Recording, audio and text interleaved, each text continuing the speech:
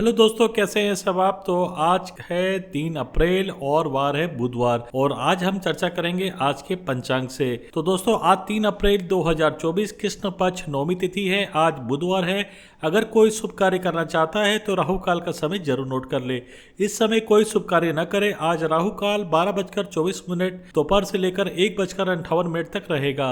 नक्षत्रों की बात करें तो आज उत्तराषाढ़ नक्षत्र का योग है। चंद्रमा आज मकर राशि दिन रात में संचार करेंगे। आज सूर्योदय सुबह 6:09 से शुरू होकर सूर्यास्त 6:40 तक होगा। और आज हम बात करेंगे, अगर कोई घर वाहन खरीदना चाहता है तो वाहन खरीदने के लिए अगली शुभ तिथि क्या होनी चाहिए। तो 4 अप्रैल 2024 आपके लिए शुभ मुहूर्त है। अगर शादी के लिए शुभ विवाह का मुहूर्त देख रहे हैं तो अगला शुभ विवाह का जो मुहूर्त आ रहा है 18 अप्रैल 2024। और अगर आप घर खरीदने के लिए सोच रहे हैं तो अगली जो शुभ तिथि है 12 अप्रैल शुभ योग आपको घर खरीदने के लिए बन रहा है। और अब हम आगे बात करते हैं आज की 10 अहम खबरें से। तो सबसे पहली खबर है आज आम आदमी पार्टी से। आज आम आदमी पार्टी के लिए बहुत ही खुशी का दिन है। संजय सिंह को सुप्रीम कोर्ट से जमानत मिलने पर राघव चड्ढा ने कहा है कि आज आम आदमी पार्टी के हर कार्यकर्ता के लिए बहुत भावुक दिन है। हमारा शेर संजय सिंह की रिहाई से आज वो खुश है, जो कि शब्दों में बयान नहीं की जा सकती है। अब दूसरी महत्वपूर्ण खबर जो है बाबा रामदेव से आ रही है। सुप्रीम कोर्ट ने मंगलवार को पतंजलि आयुर्वेद और योग गुरु बाबा रामदेव को उनके आकस्मिक माफी, हलफनामे और धार्मिक विज्ञापन मामले में उनके आदेश का पालन नहीं करने के लिए फटकार लगाई। जैसा कि आपको विदित है कि पहले सुप्रीम कोर्ट ने धार्मिक विज्ञापन में पतंजलि को काफी लतड़ा था। तीसरी खबर बात करें तो ये भी आम आदमी पार्टी से है, जो कि नई दिल्ली भारतीय जनता पार्टी ने मंगलवार को दिल्ली के मुख्यमंत्री अरविंद केजरीवाल के इस्तीफे की मांग करते हुए कहा कि राष्ट्रीय राजधानी एक बेहतर मुख्यमंत्री की हकदार है। इस बीच आम आदमी पार्टी ने स्पष्ट कर दिया कि केजरीवाल को इस्तीफा देने की कोई योजना नहीं है, क्योंकि उन्हें दोषी नहीं ठहराया गया है। अब चौथी बड़ी खबर भी आम आदमी पार्टी की आतिशी से है, जो कि उन्होंने कहा है कि मेरे करीबी के द्वारा भाजपा की तरफ से मुझे अप्रोच किया गया है और कहा गया है कि बीजेपी ज्वाइन कर लो, वरना आने वाले 1 महीने के अंदर ईडी मेरे घर पर रेड करेगी और मुझे गिरफ्तार कर लिया जाएगा।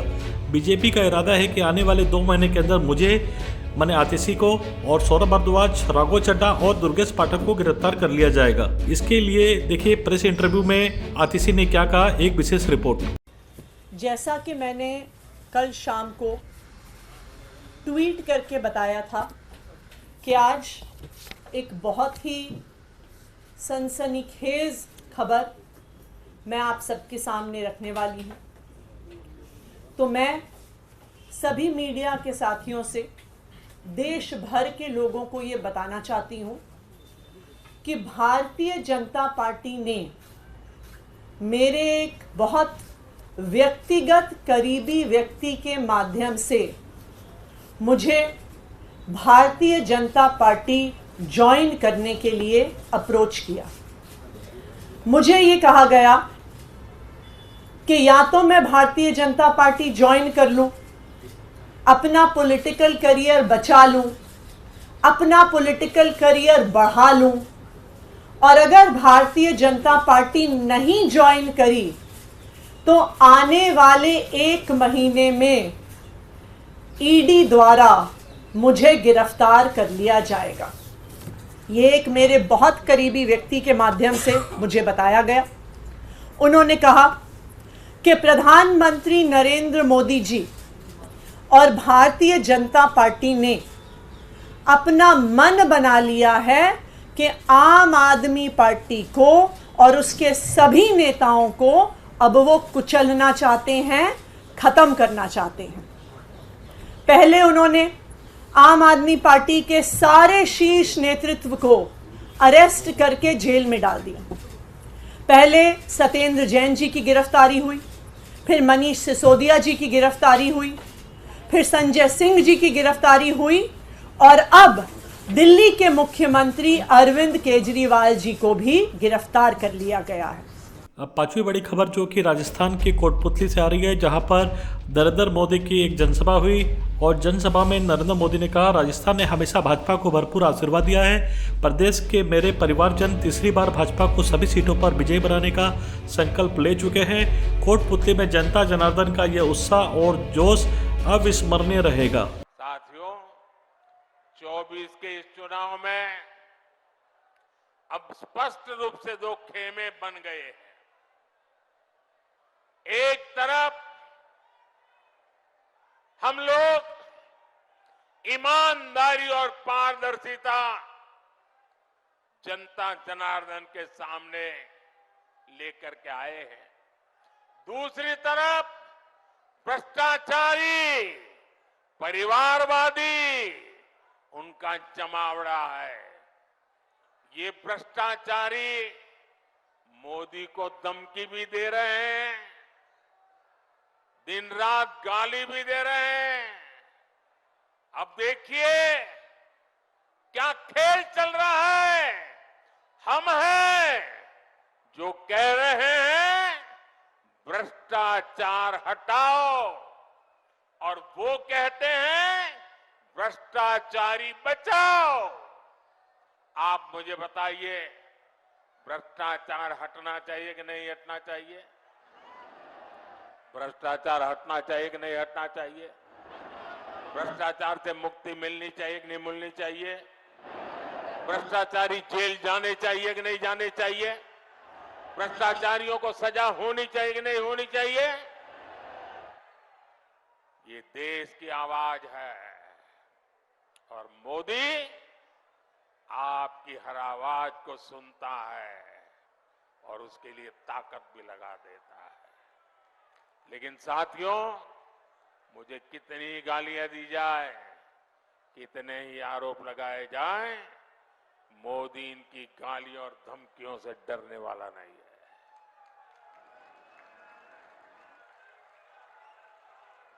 हर भ्रष्ट पर कार्रवाई जारी रहेगी, और तीसरे टर्म की शुरुआत में अब 2-2.25 महीने बाकी रहे हैं, बहुत कम समय बाकी रह गया है।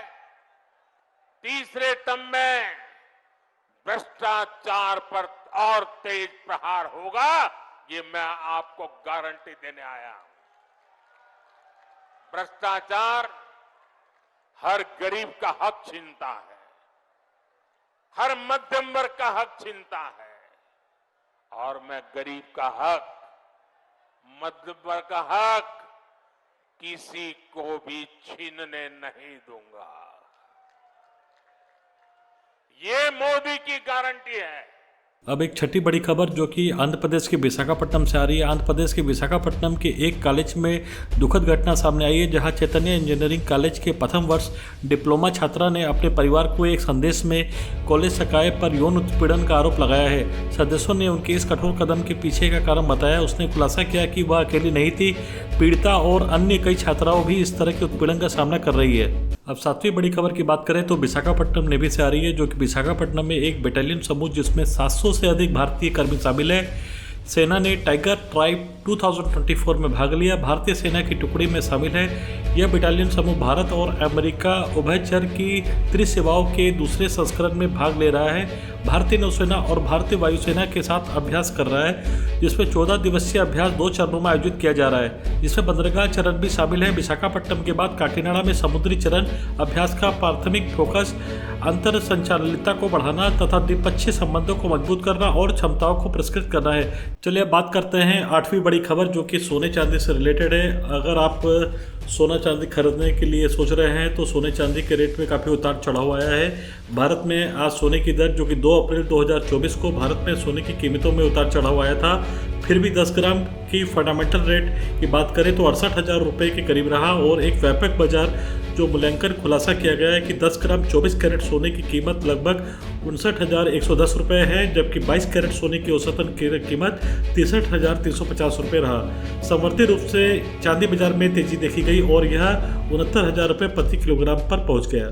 चलिए अब आगे देखते हैं 9वीं बड़ी खबर, जो कि फिल्म जगत से आ रही है। इसमें अल्लू अर्जुन 8 अप्रैल 2024 को अपना 42वां जन्मदिन मना रहे हैं, और इसी मौके पर उन्होंने अपने प्रशंसकों से द पुष्पा 2 द रूल निर्माताओं के बीच में, जो कि प्रत्यक्ष स्पष्ट है, समय पर अपने अपडेट और अपने वादे को निभाते हुए निर्माताओं ने फिल्म के संबंध में एक रोमांचक घोषणा की है। उन्होंने ट्विटर के माध्यम से ये घोषणा की है कि बहुत ही जल्द वो पुष्पा 2 को लेकर आ रहे हैं। अब हम बात करते हैं 10वीं बड़ी खबर, जो कि आईपीएल से आ रही है। इंडियन प्रीमियर लीग आईपीएल 2024 के 2 मैचों को पुनः निर्धारित कर दिया गया है। भारतीय क्रिकेट कंट्रोल बोर्ड बीसीसीआई के बीच में जो मैच था मूल रूप से 17 अप्रैल 2024 को कोलकाता इंडियन गार्डन में होने वाला था, अब 16 अप्रैल 2024 को एक दिन पहले रखा गया है। दर्शकों, आप देख रहे थे लैंड हिंदुस्तान, और अगर आपको ये खबरें अच्छी लग रही हो तो हमारे चैनल को सब्सक्राइब कीजिएगा, ज़्यादा से ज़्यादा लाइक और शेयर कीजिएगा। हम इसी तरह की खबरें आप तक पहुँचाते रहते हैं। धन्यवाद।